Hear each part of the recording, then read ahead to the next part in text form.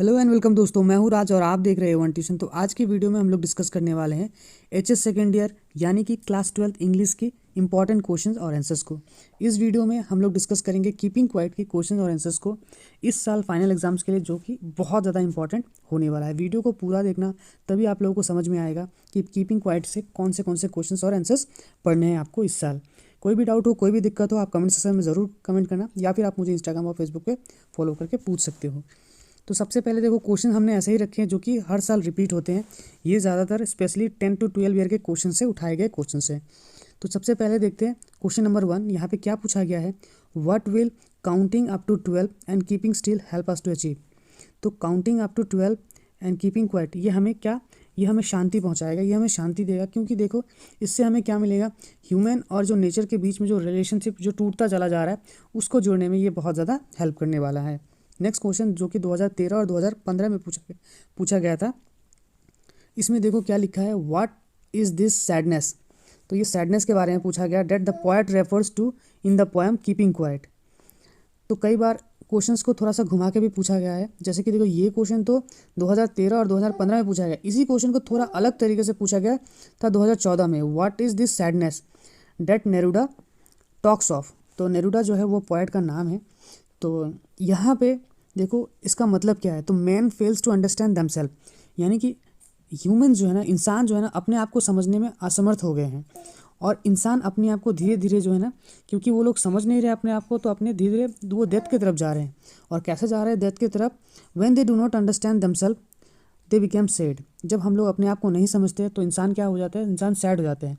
और सबसे अच्छा तरीका क्या है, साइलेंट हो जाना, शांत हो जाना, रुक जाना। इससे क्या होता है, सैडनेस से हमें मुक्ति मिलेगा और हम खुश हो जाएंगे। पोएट का ये मानना है।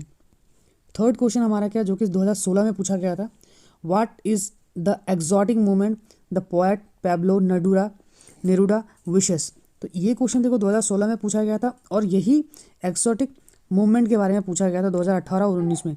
इसका मतलब आप लोगों को समझ में आ रहा होगा कि क्वेश्चंस को थोड़ा सा चेंज करके ना, ये लोग क्या करते हैं, नेक्स्ट ईयर या फिर उसके बाद वाले साल में दे देता है, लेकिन आंसर्स क्या होता है, एक ही होता है। और बच्चे क्या होते हैं, एग्जाम में कंफ्यूज हो जाते हैं।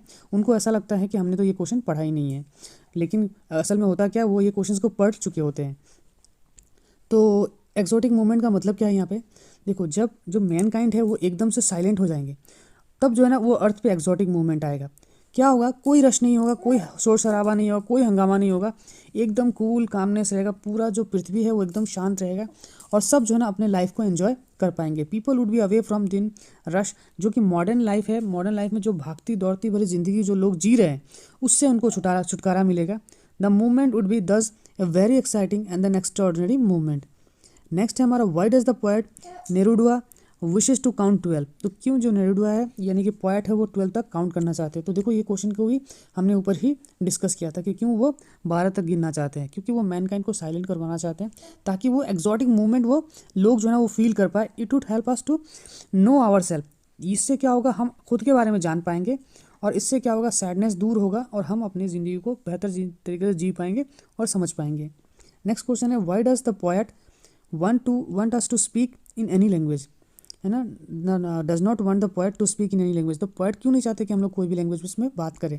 The poet wants us not to speak in any language to introspect and know the meaning of our existence, यानी कि हमें खुद का एग्जिस्टेंस के बारे में जानना है। He wants everybody to know their spirit and have spiritual contact with others for which no language is required. तो इस तरीके के जो है ना क्वेश्चंस आप लोगों को पढ़ने हैं। मैं सारे क्वेश्चंस को डिस्कस करते नहीं रहूँगा, नहीं तो ये वीडियो जो है ना बहुत लंबा हो जाएगा। तो इस तरीके के शॉर्ट क्वेश्चंस आपसे पूछे जाएंगे। और 4 मार्क वाले क्वेश्चंस में क्या पूछे जाएंगे, जैसे कि आप लोगों को पता ही होगा कि पोएम के कुछ लाइंस दिए जाते हैं, और उसके बाद उसी में से कुछ क्वेश्चंस पूछे जाते हैं। जैसे कि हमारा ये 2013, 15 और 17 में ये क्वेश्चन आ चुका है।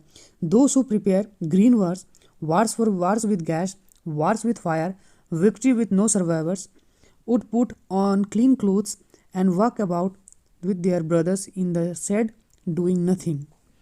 अब यहाँ पे क्वेश्चन पूछे जाएंगे, जैसे what are the different kinds of words mentioned by the poet in the passage। तो कौन से डिफरेंट काइंड ऑफ वर्ड्स के बारे में पूछा गया है। तो आंसर्स देखेंगे हम लोग, green wars, wars with poisonous gases, wars with fire, ये सब डिफरेंट काइंड्स ऑफ वार्स के बारे में मेंशन की गई है। सेकंड क्वेश्चन हमारा इस पैसेज से क्या है, यानी कि इस लाइन से क्या है, what kind of victory do they achieve. तो व्हाट काइंड ऑफ विक्ट्री, यानी कि it will be a victory where no survivor will be left to celebrate, such a victory will be meaningless. यानी कि बोला गया है कि इस तरीके से वार से, इस तरीके के झगड़े से क्या होगा, कोई बचेगा ही नहीं। तो आप सेलिब्रेट करके क्या करोगे, क्या तो किसके साथ सेलिब्रेट करोगे।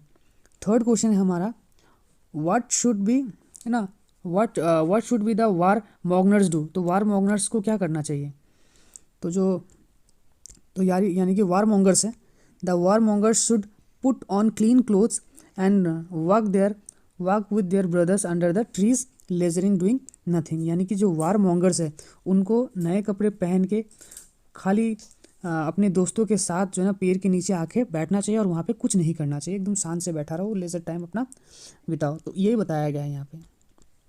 नेक्स्ट क्वेश्चन पूछा गया हमारा, find words in the passage that means those left alive and win.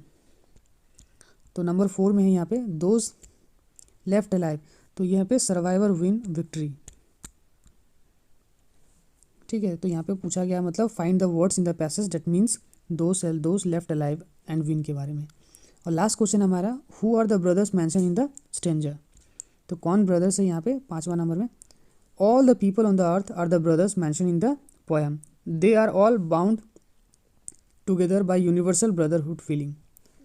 Next हमारा है, ये लाइन है पोएम से ही, now we will count to 12 and we will all keep still for once on the face of the earth, let's not speak in any language, let's stop for 1 second.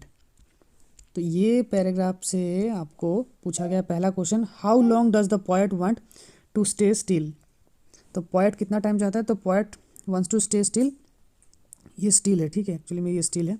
Everyone count to 12, यानी कि हर कोई 12 तक count करे, उस poet को इतना ही समय चाहिए।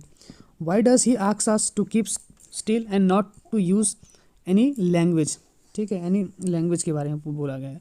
फिर what does the poet mean by not move our hand so much. तो सेकंड वाला जो हमारा क्वेश्चन था उसका आंसर में, the people of the world need excuses to fight among themself, if they keep quiet and not speak in any language, they may not include in any reasoning dispute and quarrels among themselves.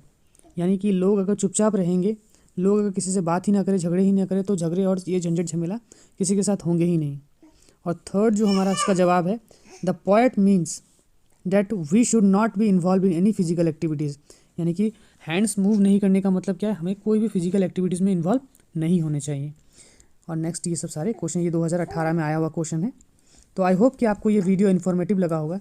Video informative लगा हो तो अपने friend के साथ video को ज़रूर share कीजिएगा। और इस वीडियो की PDF अगर चाहिए तो डिस्क्रिप्शन में दी गई लिंक में जाके एक छोटी सी पेमेंट करके आप ये PDF ले सकते हो, ठीक है। स्क्रीनशॉट भेज देना मुझे इंस्टाग्राम या फिर फेसबुक पे, मैं आप लोगों को ये वीडियो की PDF वहीं पे प्रोवाइड करवा दूंगा। तो चलिए मिलते हैं अगले वीडियो में, तब तक के लिए गुड बाय।